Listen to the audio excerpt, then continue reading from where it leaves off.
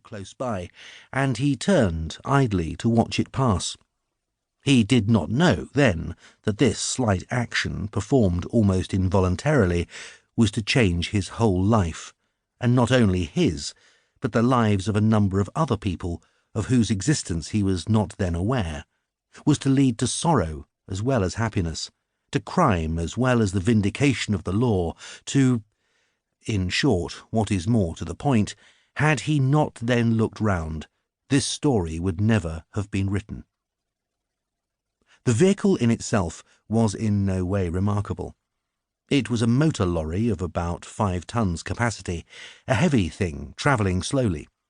Merriman's attention at first focused itself on the driver.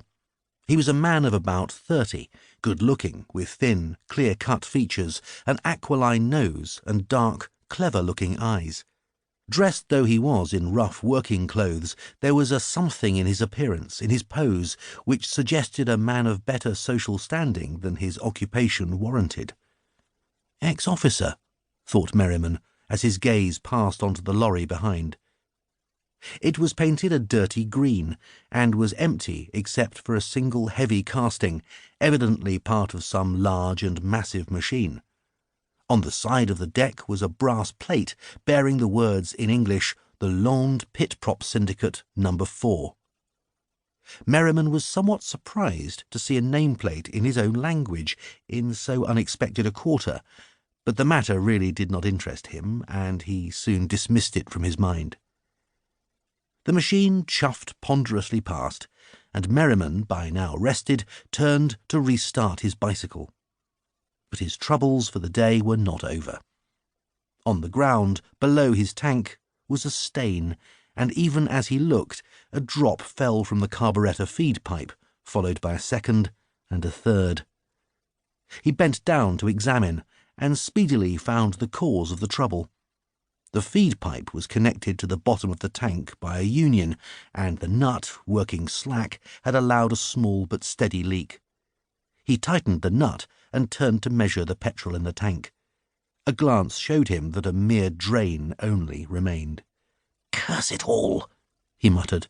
"That's the second time that confounded nut has left me in the soup."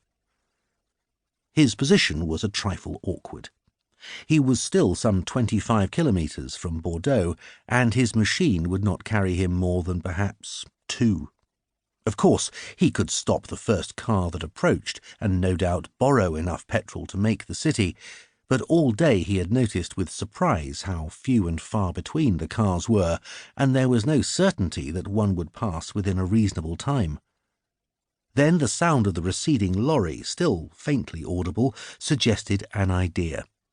It was travelling so slowly that he might overtake it before his petrol gave out.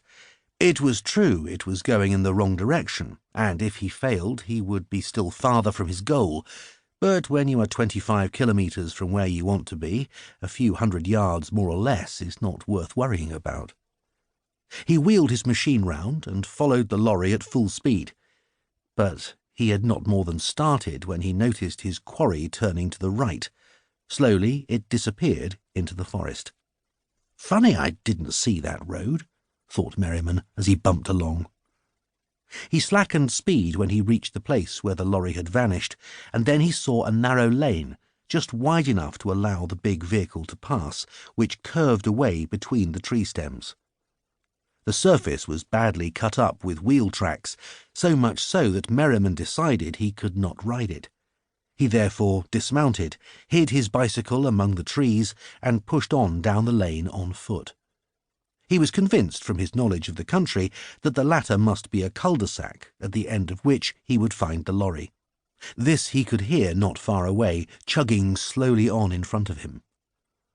The lane twisted incessantly, apparently to avoid the larger trees. The surface was the virgin soil of the forest only, but the ruts had been filled roughly with broken stones. Merriman strode on, and suddenly, as he rounded one of the bends, he got the surprise of his life. Coming to meet him along the lane was a girl. This in itself was perhaps not remarkable, but this girl seemed so out of place amid such surroundings, or even in such a district, that Merriman was quite taken aback.